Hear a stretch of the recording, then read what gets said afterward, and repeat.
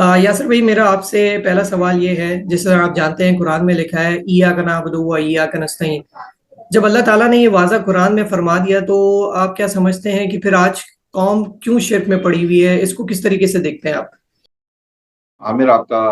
جو سوال ہے نے قرآن کریم، جو اللہ تبارک و تعالیٰ نے جو کتاب ہمیں اس دنیا میں ہمیں نبی کریم صلی اللہ علیہ وسلم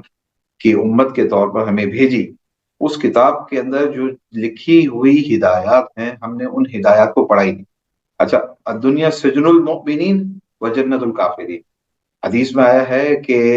یہ دنیا جو ہے مومنوں کے لیے قید خانہ ہے اور کافروں کے لیے جنت۔ پہلی بات یہ ہوتی ہے کہ قرآن کریم کے اندر اللہ تبارک و تعالیٰ نے فرمایا وَإِلَٰهُكُمْ إِلَٰهٌ وَاحِدٌ، تمہارا الہ صرف اور صرف ایک ہے، اور وہ واحد ہے، یعنی صرف اور صرف ایک ہے، یعنی اللہ تبارک و تعالیٰ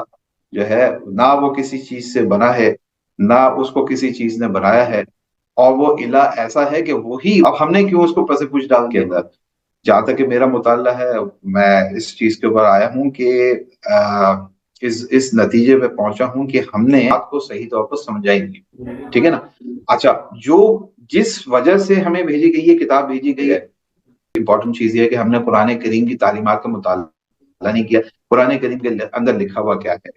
اور اس کے بعد پھر ہم نے کیا کیا کہ ہم نے اپنی رائے قائم کرتے ہوئے، یعنی اپنی رائے قائم کرتے ہوئے ہم نے جس چیز کو سمجھا ہمارے فریم آف وقت میں آ رہی ہے، ہمارے فریم آف مائنڈ کے اندر جو چیز آ رہی ہے، ہم نے اس کو فالو کرنا شروع کر دیا۔ ہم نے اس چیز کو فالو نہیں کیا جو سلیبس اللہ کی طرف سے ہمیں دیا گیا۔ اللہ کا تعالیٰ کی ذات کے ساتھ بالکل این